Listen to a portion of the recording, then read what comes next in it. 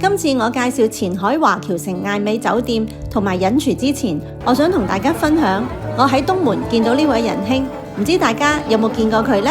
雖然我冇幫襯，不過我都同佢打咗個招呼。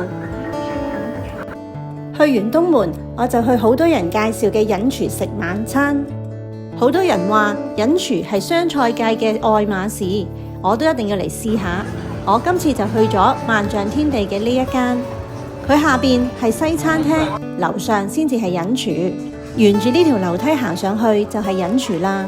你會見到呢度嘅裝修真係好特別，好吸引人啊！嚟得呢度，梗係要食佢嘅必點系列一品桂花香酥烤鴨啦。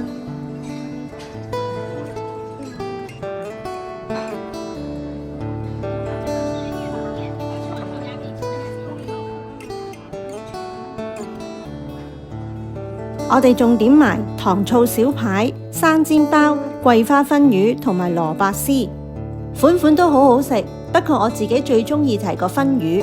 我哋兩個人計埋茶位，埋單590蚊。雖然有啲貴，不過配合埋食物嘅質素、環境、服務，我覺得值得嚟試下。跟住我就係介紹我今次會住嘅酒店——深圳前海華僑城艾美酒店。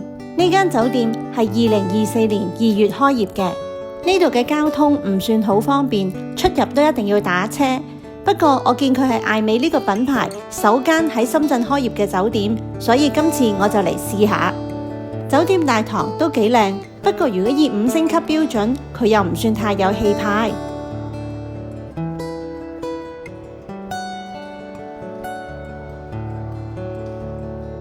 呢度有3間餐廳，分別係地下同埋6樓。呢間餐廳係喺大堂入口，有咖啡同甜品。呢一間係喺5樓嘅另一間餐廳，我見到有好多人喺度食緊下午茶。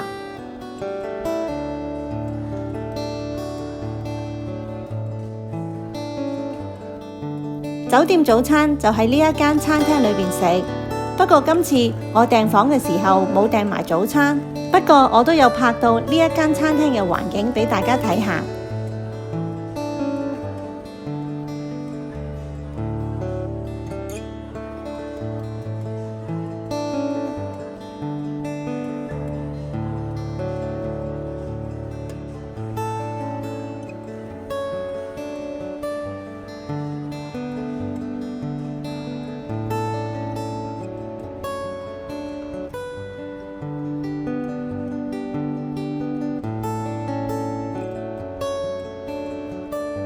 喺6樓，除咗呢2間餐廳之外，呢度仲有一個空中花園，可以俾大家睇下風景。喺5樓呢度有瀑布灣運動俱樂部、游泳池同埋健身室，係免費提供俾呢度嘅住客用嘅。至於普拉提房同埋室內網球場，就要另外俾錢啦。睇完啲設施，我哋就上房啦。呢一間係最基本嘅雙人房，面積大概有420平方尺。不過我覺得浴室佔去咗好大面積，反而房間個面積唔算好大。個人衛生用品，所有設備都好齊全。呢間酒店唔近任何地鐵站，出入都要打車，交通唔算好方便。不過佢係啱啱舊年至新開，裝修環境都好好。